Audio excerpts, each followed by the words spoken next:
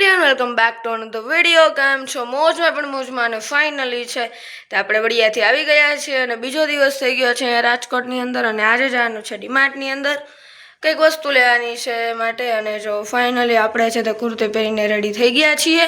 વાત થોડાનું બાકી છે કારણ કે તેલવાળું વાથું છે. જો તો આપણે પોની જ વાળશું. અને બાકી તો જો આજનો દિવસ રવિવાર છે તો મસ્ત જવાનો છે.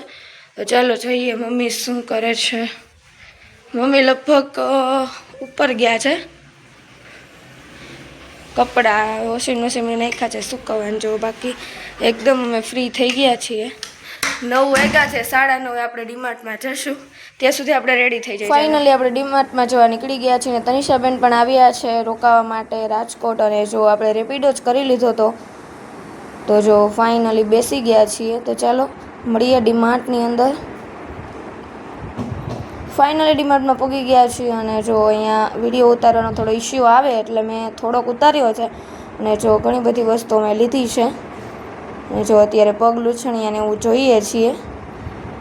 બાકી તો બીજું કાંઈ લેવાનું હતું નહીં, પણ પેન્ટ ને આપણા જે ક્લોથ્સ હોય છે એ જ લેવાના હતા ખાલી. બાકી તો ગ્રોસરીઝ તો બધી પહેલાં જ લઈ આવ્યા હતા અમે.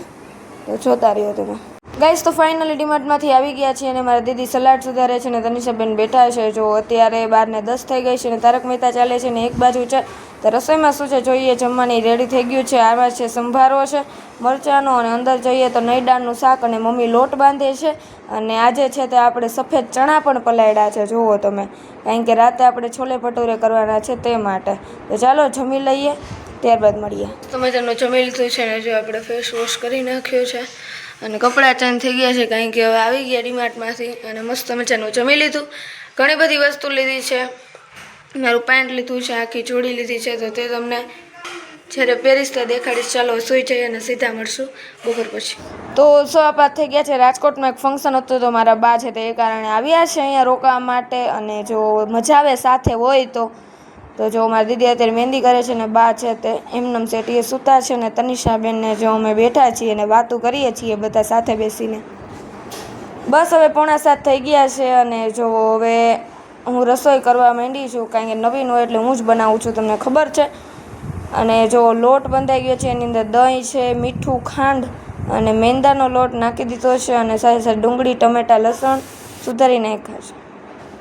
અને જો આપણા ચણા પણ મસ્ત મજાના છે તે બફાઈ ગયા છે, એકદમ મસ્ત થઈ ગયા છે. જો ફૂલી પણ ગયા છે એકદમ. તો ચાલો હવે લોટ પણ મસ્ત મજાનો બંધાઈ ગયો છે. ભીનું કપડું તમારે રાખવાનું એટલે વધારે જો એકદમ ફૂલી જાય.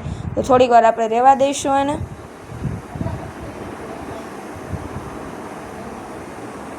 ગાઈસ તમને થશે મમ્મી ક્યાં જાય છે, તો જો અત્યારે ટાઢો પર થઈ ગયો છે ને તો અત્યારે જ બેસાય બહાર. તો મારા બા ને મારા મમ્મી અત્યારે બેઠા છે. મેં તો હું રસોઈ કરી નાખું અને પછી આપણે બેસીશું. તો જો આની અંદર છે ને આપણે ડુંગળી ટમેટાની ગ્રેવી, મરચાં, જો આ મોટા મરચાં સુધાર્યા છે અને એ રીતે ગ્રેવી કરીને હવે આ ચડવા દઈશું ગ્રેવીને. ત્યારબાદ આની અંદર નાખી દઈશું સફેદ ચણા. ક્યાં ગયા જો.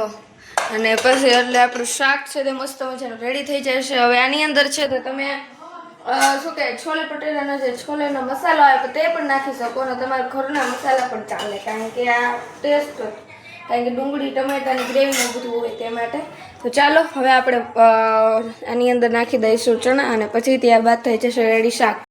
ફાઇનલી આપણું શાક તો રેડી થઈ ગયું છે. અને જો પૂરી પણ મસ્ત. એક બાજુ હું બ્લોગ ઉતારું છું ને એટલે પૂરી જો થોડી ફરતી નથી, પણ જો ફાઇનલી જો તોય નથી થતું. તો એમાં દીદી ભણે છે અત્યારે જો, અને હું તળતી જાઉં છું. 2 જણા હોય તો જ થાય અને આ ગરમ ગરમ જ ચાલે. એટલે સાથે સાથે જો તનિષાબેન, મારા મમ્મી પપ્પા અને બા બધા ચારે જમવા બેસી ગયા છે.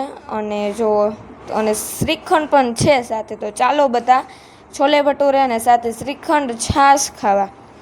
જો મસ્ત મજાના બધા બેસી ગયા છે જમવા માટે. તો ચાલો તમે બધાને એક બાજુ જો આપણે ગરમા ગરમ દઈ આવશું પૂરી. ભટુરે કહેવાય, મેંદાના લોટના હોય. તો ચાલો હવે ગાઈસ તો ફાઇનલી જમવા બેસી ગયા છે. છોલે ભટુરે ને છાશ. આપણે શ્રીખંડ નથી લીધું. તો ચાલો જમવા. તો જમીને બધા ફ્રી થઈ ગયા છીએ અને અત્યારે જો બધા બેઠા છે અને વ્લોગ ચાલે છે એક બાજુ મારો. તો જો બધા કેવા શાંતિથી બેસી ગયા છે લાઈનમાં હો. જો આપણો બ્લોગ ચાલે છે. મળીએ છીએ. Bye bye.